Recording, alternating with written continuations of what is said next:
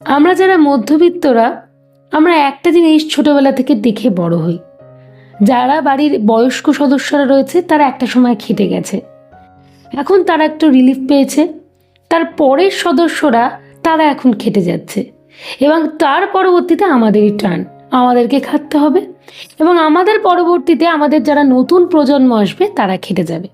মানে একটা জিনিস বংশ পরম্পরা কন্টিনিউ চলে যাচ্ছে, মানে একটা চক্রের মতো করে চলছে। এবং এর ফলস্বরূপ কি হচ্ছে, ওই সারাটা মাস ধরে খুব পরিমাণে খাটা, তারপরে বেতন পাওয়া, আবার সেটা খরচা হয়ে যাওয়া, আবার খাটা, আবার বেতন পাওয়া, আবার খরচা হয়ে যাওয়া। দেখো, একটা ট্র্যাপের মধ্যে কোথাও না কোথাও আমরা আটকে পড়ছি। এইটাকে আমাদের বলা যেতে পারে মিডিল ক্লাস ট্র্যাপ। এই কারণে আমরা সেই চক্রের মধ্যে ক্রমাগত কিন্তু ঢুকতে শুরু করে দিই, মানে সেই চক্রটার মধ্যে একেবারে ঘুরপাক খেতেই থাকি। এর ফলস্বরূপ কী হয় বলো তো, জীবনটা সে একই জায়গায় বয়ে চলে, একই গতিতে বয়ে চলে, মানে একটু উন্নতির দিকে নিয়ে যাওয়া জীবনটা সেটা হয় না। তার কারণ কি জানো, মূলত 3টি ভুল অভ্যেস। এই অভ্যেসই কিন্তু আমাদের এই ট্র্যাপ থেকে কোনো দিনও বের করতে পারে না। আমরা কোনো দিন উন্নতির কথা ভাবতেই পারি না এই অভ্যেসগুলোর জন্য।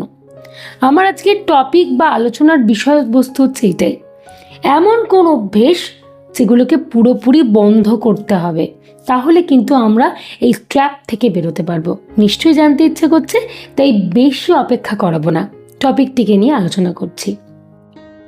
প্রথম পয়েন্ট বা প্রথম ভুল অভ্যেস, এই কথাটাকে ভালো করে নোট ডাউন করো, ভুল অভ্যেস। কিন্তু এই ভুল অভ্যেসটা থেকে আমাদেরকে নিজেদেরকে বার করে নেওয়ার চেষ্টা করতে হবে। কি? এই লাইফস্টাইল যেটা আমাদের, সেটাকে অতিরিক্ত বাড়িয়ে দেওয়া বা অতিরঞ্জিত করে তোলা, এই অভ্যেসটাকে আমাদের বন্ধ করতে হবে। মূল বিষয়টা একটু বর্ণনা করি তোমাদের। আমাদের যখন টাকা বাড়ে, মানে বেতন বাড়ে না, আমরা আমাদের জীবনযাত্রাটাকেও প্রচুর পরিমাণে বাড়িয়ে দেওয়ার চেষ্টা করি।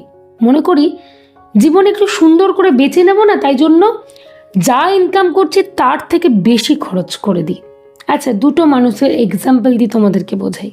কোনো একটি ব্যক্তি মাস গেলে 10,000 টাকা ইনকাম করছে, সাধারণভাবে জীবনযাপন করে সে মাস শেষ হয়তো 500 টাকাকে সঞ্চয় করছে।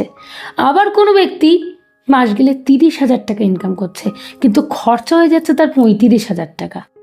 সঞ্চয় তো দূরস্থ, হয়তো আগের মাসের থেকেও টাকা মানে যেটুকু ছিল সেটাও বেরিয়ে যাচ্ছে। কেন?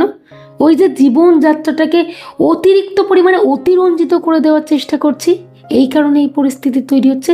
তো এইটা আমাদের একটা ভুল, মানে বলতে পারো অভ্যেস।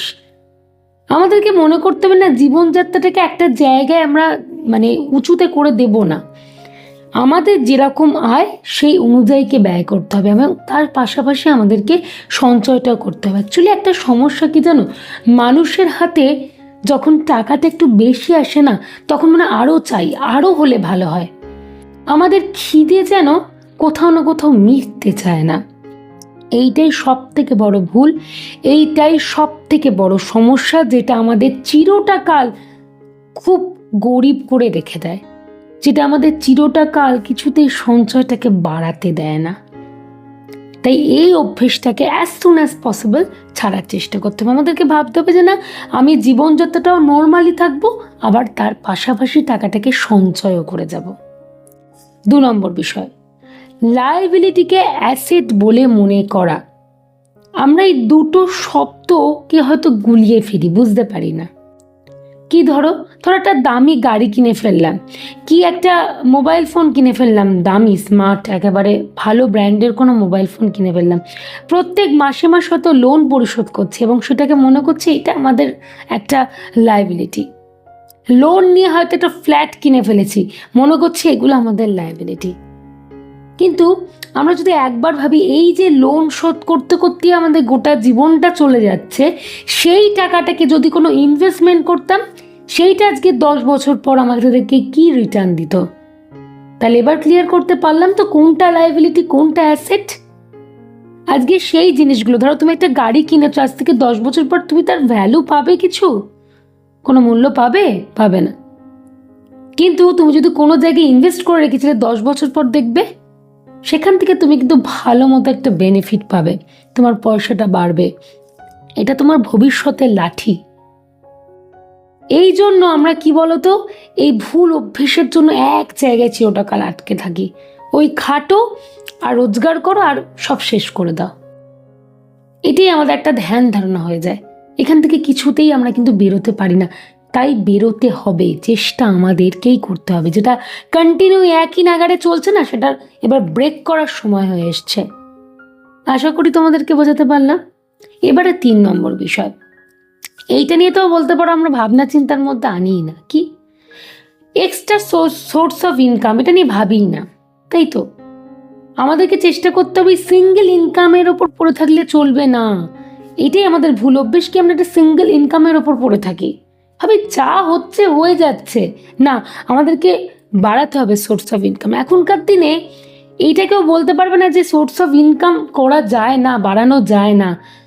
এখনকার দিনে প্রচুর রাস্তা বেরিয়ে গেছে, যুগটার আগেকার মতো নেই, আমরা অনেক আপডেটেড হয়ে গেছি। এখন তুমি বাড়িতে বসে চাইলেও ভালো মতো অ্যামাউন্ট তুমি ইনকাম করতে পারবে। খালি বুদ্ধি, প্রপার ওয়েতে একটু নলেজ, এইটুকু রাখলেই এনাফ। আর তোমার মধ্যে একটা খিদে চাই, তাহলেই এনাফ। শুধুমাত্র একটাই সোর্স অফ ইনকাম নিয়ে বসে আছি, যা হচ্ছে হচ্ছে, তাহলে দেখবে আমরা ওই চিরকাল একটা ট্র্যাপের মধ্যে আটকে পড়ে থাকবো। কোনোদিন জীবনটাকে একটা উন্নতির দিকে নিয়ে যেতে পারবো না। তো আমাদেরকে এই জন্য চেষ্টা করতে হবে যাতে সোর্স অফ ইনকাম, সেটা তোমার যেটা ভালো লাগা, কোনো ব্যবসা হতে পারে, যে কোনো কাজ হতে পারে, যেটা তুমি ভালোবাসো, যেটাতে তোমার দক্ষতা রয়েছে, বেছে নিতে পারো। দিনের 2 থেকে 3 ঘন্টা অ্যাপ্লাই করতেই পারো। এর ফলস্বরূপ কি হবে বলো তো? তুমি উন্নতির দিকে নিজেকে এগিয়ে নিয়ে যেতে পারবে। ক্লিয়ার করতে পারলাম তো? 3টি ভুল অভ্যেসকে আমাদের ছাড়তে হবে। না ছাড়তে পারলে আমরা চিরকাল এই ট্র্যাপেই আটকে পড়ে থাকবো। এবং এখান থেকে সামনের দিকে এগোনো বা একটা ভালো জায়গায় এগোনো, যেটা আমাদের স্বপ্ন থাকে প্রত্যেকেরই, সেটা কিন্তু স্বপ্নই থাকবে। কোনোদিন বাস্তবের মাটিতে সেটা আমরা ছুঁতেও পারবো না, মানে সেটাকে স্পর্শ পর্যন্ত করতে পারবো না।